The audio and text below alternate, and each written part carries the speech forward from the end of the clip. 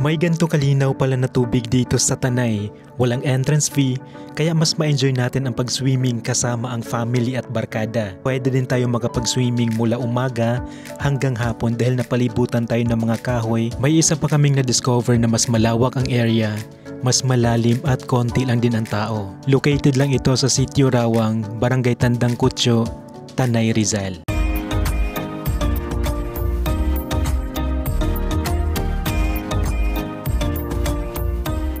Hi guys! Welcome back again to our YouTube channel, and today meron tayong na-discover na bagong spot. Dito lang din to sa may Tanay, Rizal, at ano lang to, lagpas lang to na may Paglitaw na na-vlog natin before. So ayan, excited din ako kasi maganda yung lugar doon, sobrang linis ng tubig.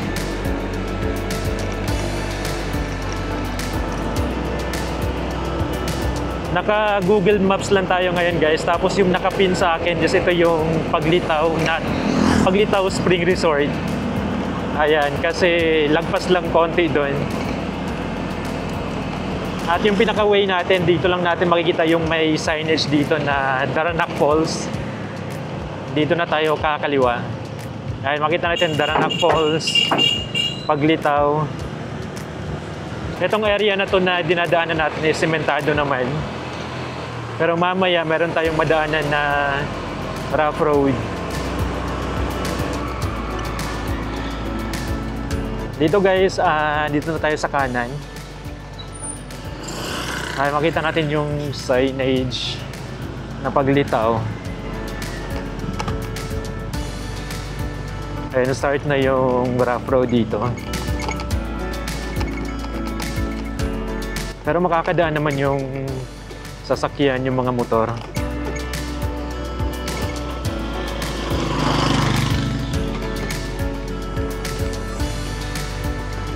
Dito na part may semento na ulit. Ang ganda lang talaga dito guys, so yung dinadaanan natin sa mga nature lover. Ayan, ang ganda lang kasi ang daming puno. Ang sarap mag-drive dito. Tapos, syempre wala masyadong sasakyan.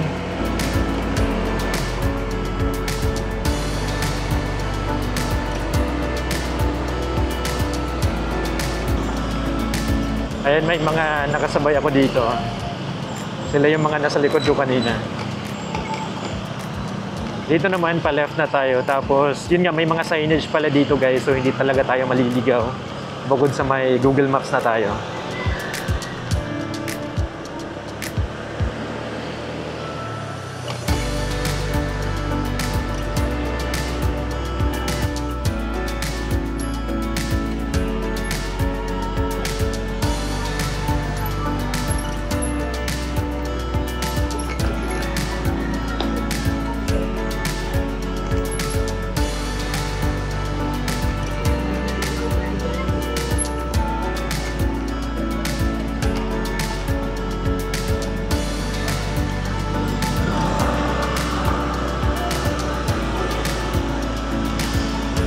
Tapos meron na tayong madadaanan dito na bridge.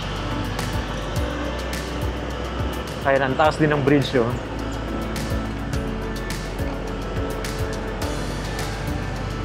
Tapos rough road na ulit.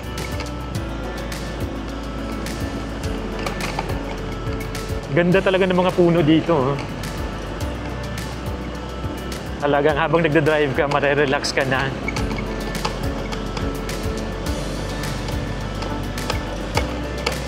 At buti na lang hindi na ganun ka putik dito dahil nga hindi na masyadong naulan. Noong mga nakarang araw kasi naulan pa, pero ayan, mas okay na ulit ngayon. Hindi ko lang sure kung Paglitaw yung pupuntahan nila.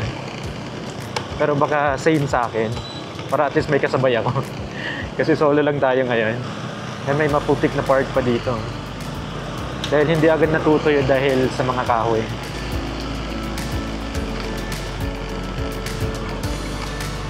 Ito yung Kalinawan River. Kaya entrance fee 50 pesos. Marami pa naman tayong pwedeng mapuntahan din dito guys bago natin marating yung pinakapupuntahan natin. Marami ding mga bahay dito, tapos may mga tindahan. Pwede tayong makabili ng mga kailangan natin, yung mga chichirya, ganyan.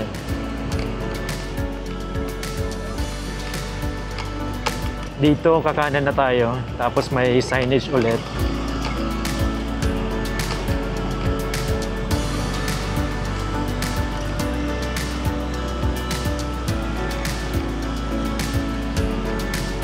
Ito naman yung sa Kalinawan Cave. Merong cave dito guys, pwede tayong pumasok dyan. Tapos yung entrance fee is 50 pesos, ayan.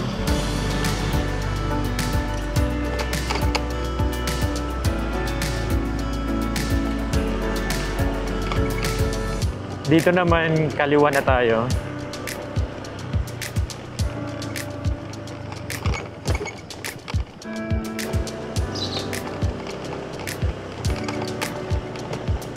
Ingat-ingat lang kasi mabato.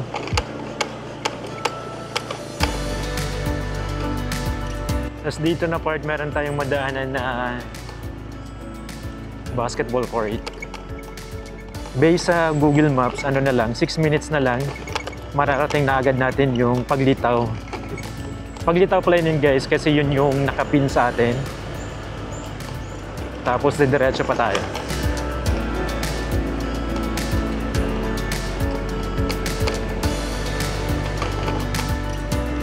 Buti na lang di madulas dito na part. Kaso mabato talaga.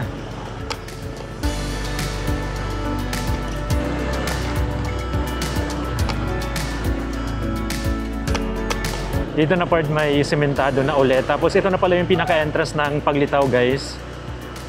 Yan, tapos tayo naman is diretso na tayo dito kasi iba yung pupuntahan natin. Ito yung bukal na ang linaw talaga ng tubig.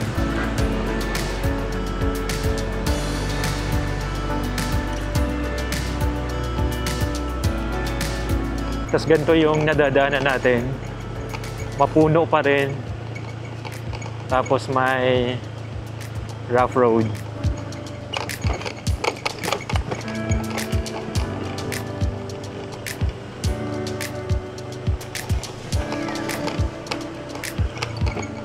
Morning po. Tapos tayo naman diretso. Dito tayo sa kaliwa na part.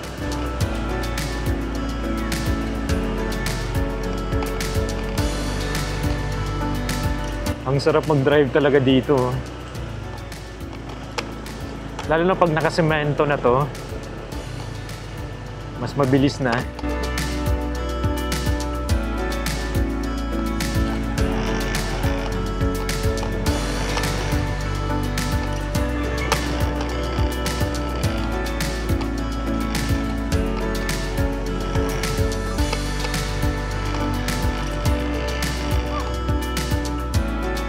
Pero saan po yung sa bukal?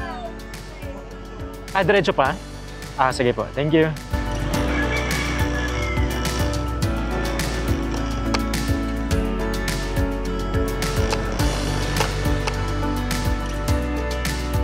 Nagtanong pala ako guys, dito daw yung daan natin. Pero hindi ko sure, parang iba. Wait lang. Medyo nahirapan ako dito kasi madulas.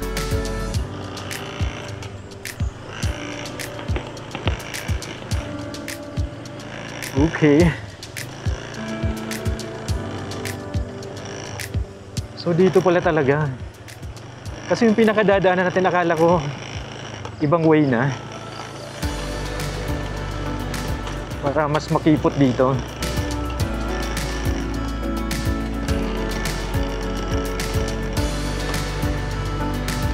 Kaya pa ba ito ng motor?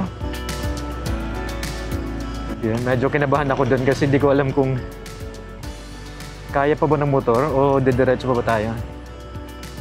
May dalawang daan, dito tayo sa kaliwa.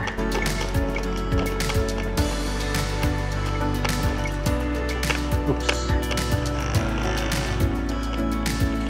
Parang dito na yun nakakatakot. Hindi ko sure kung madudulas ako dito.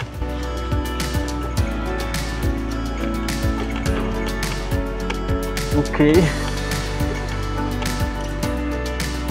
First time ko dumaan ng ganito.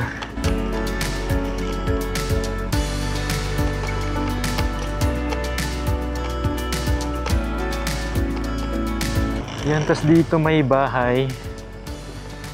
Ang alam ko dito na tayo magpa-park. Kaso sarado, parang walang tao. Ngayon naman guys, nakarating na tayo dito at meron palang bahay. So dito tayo magpa-park. At ngayon pala is walang tao, kaya dito ko muna nilagay yung pinark yung motor sa labas. Pero pwede naman daw, may nakausap ako dun sa taas. Yan, pero dito tayo magpa-park. At mula naman dito is maglalakad na tayo papunta dun sa may yung pupuntahan natin. Yan, pero ang ganda lang kasi dito naman yung maririg lang talaga natin is yung mga huni ng ibon. Yan, talagang ano lang, nakaparehas ko lang ng hangin. Yan, tas yun yung dadaanan natin.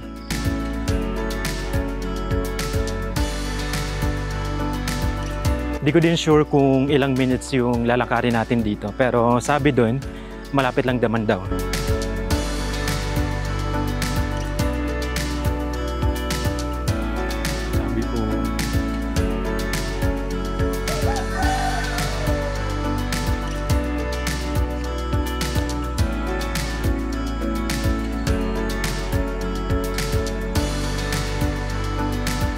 Dito naman meron pala tayong madadaanan na may tindahan na din guys. So makakabili din tayo agad. Ayan, tapos tumawid lang tayo dito saglit. Tapos ito na yung pinaka-ano dito. Yung pinaka-view natin. Ayun, may ilog na din dito. So diretso lang tayo doon para marating natin yung pinaka-bukal. Guys, so grabe. Sobrang linis talaga ng tubig, ang linaw. Wala pa tayo sa pinaka-bukal pero dito pa lang na area. Ayun, makita natin na sobrang linaw ng tubig. Ganyan. Tapos yun lang po yung sa bahay, yung may tindahan. Tapos itong part na to is ang linis na. Yan, tapos may cottage din pala dyan. No? Tapos ngayon naman is diretso pa tayo dun sa taas. Grabe guys, ang ganda dito. Ang nakakapagpa-excite din talaga sa akin is, alam niyo ba, na ako pa lang pala yung nandito ngayon. So, solong-solo natin yung pinaka-area dito.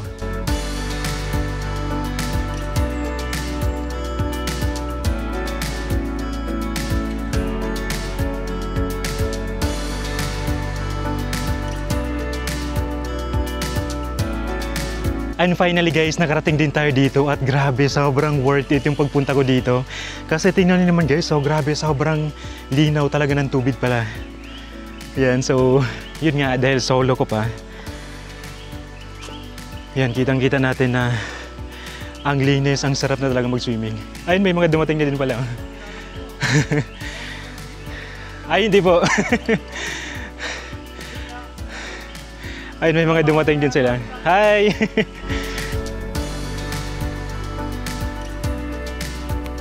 Guys, ngayon naman mag-swimming na tayo at grabe, sobrang linaw ng tubig dito at sobrang lamig pala, no? At ano lang din, ang maganda dito guys kasi wala tayong entrance fee na babayaran. Ayan, so makakapag-swimming na tayo. Kamusta naman kayo dyan? Sarap! Kanina pa sila naligo dito eh. Diba, grabe ang linaw ng tubig, oh.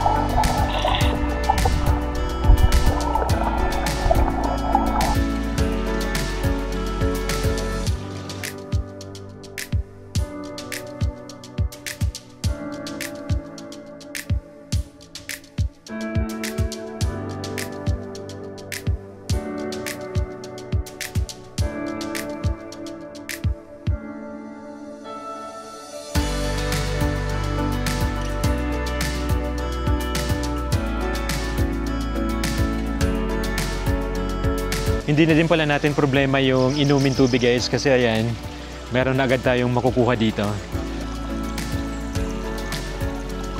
Guys, maliit lang naman yung pinaka-area doon na pwede natin maliguan pero ayan, pag dumiretso pa tayo dito, ayan, yung makikita natin yung mga bato-bato, tapos yung mga kahoy.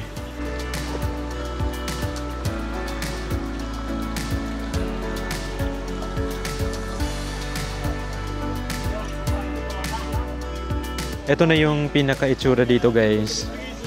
Ayan, may mga dumating para para mag-swimming.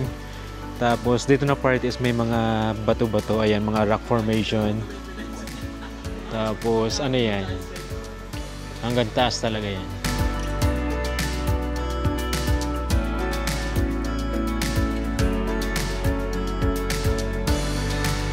Guys, tatlo pala yung liguan dito. Tapos ngayon naman islipat kami dun sa kabila para makita din natin. Tsaka may mas malaki pa daw dito na liguan. Guys, ito na yung pangalawa nating pwedeng maliguan at ito din pala yung dinaanan natin kanina na malapit lang sa bahay. May cottage na dito at pwede din tayo umakyat sa puno para tumalon.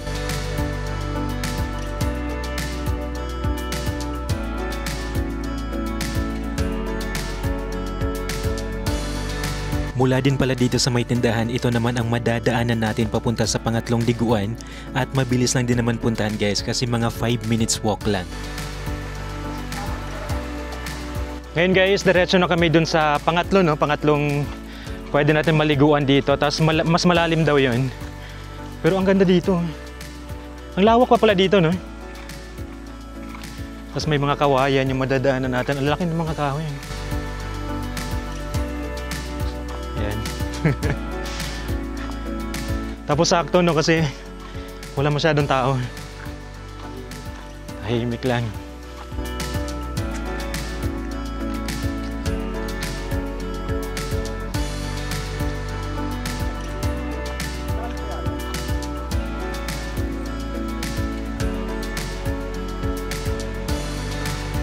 Guys, nakarating na kami dito pero dito na area mas maganda pala talaga. Ito yung pinaka-perfect spot na pwede nating mapuntahan dito. Tapos may malawak na ano dito. Pwede natin maliguan. Tapos parang mas malalim din ata. Tapos meron pa bandang dulo. Tapos dito naman sa taas, ayan, ito yung pinaka makikita natin dito, ayan. Tapos may mga nagduyan. Tapos hindi din crowded ngayon kahit Sabado. Sobrang konti lang namin dito.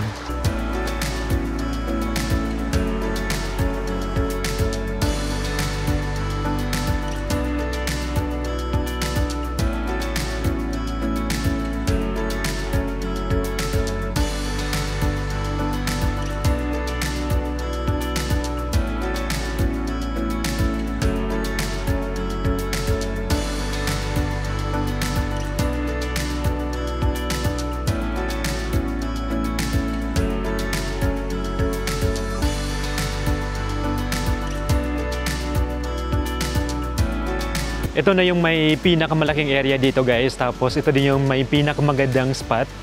Ayan, so kung nandito kayo guys, pwede niyong puntahan na din to. Kasi ayan, ang lawak ng area. Mula dun sa taas hanggang dito sa pinakababa. Tapos meron pala ditong balete. Ayan, tinatawagin pala itong balete. Dahil may malaking balete dito sa may gitna. Tapos umaakyat sila dito para mag-dive. Pwede pa rin tayo dumiretso dito sa area na to.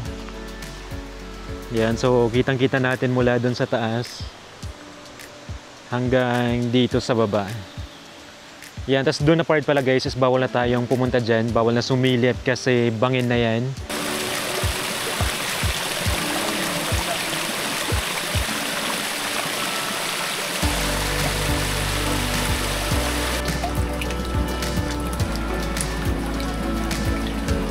Dito guys, para palang may pa-cave dito, no? Maliit lang, tapos may mga, ano tawag ito, stalagmite. Hindi ko sure. Yan. So, dyan sa ilalim. Tapos, ito na yung pinaka paglabas natin.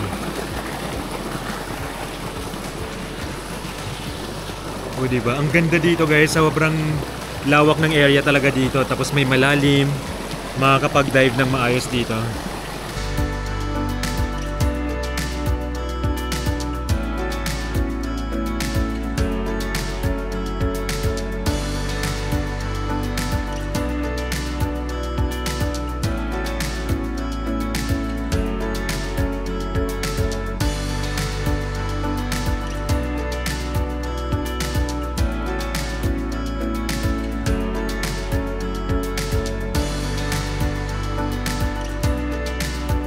So yun lang guys, natapusin tayo dito at grabe, sobrang ganda pala talaga doon. At buti na lang talaga pinuntahan ko to. Thank you pala kay Mario Travels. Ayan, doon ko sa kanya napanood na maganda dito. Pero yun nga, meron pa tayong isa napuntahan kanina na which is mas maganda din, mas malaki. Ayan, tapos Saturday pa lang ngayon. Tapos sobrang konti talaga ng tao. Kaya na-enjoy talaga namin yung pag-swimming tsaka yung nature talaga yung trip natin dito. So yun lang, baka meron pa kayong mga suggestions, pwede niyo comment yan, and don't forget to subscribe, click the notification bell para ma-update kayo every time na mag-upload ako ng bagong video. Wait lang, hiningal ako din. So yun lang guys, bye!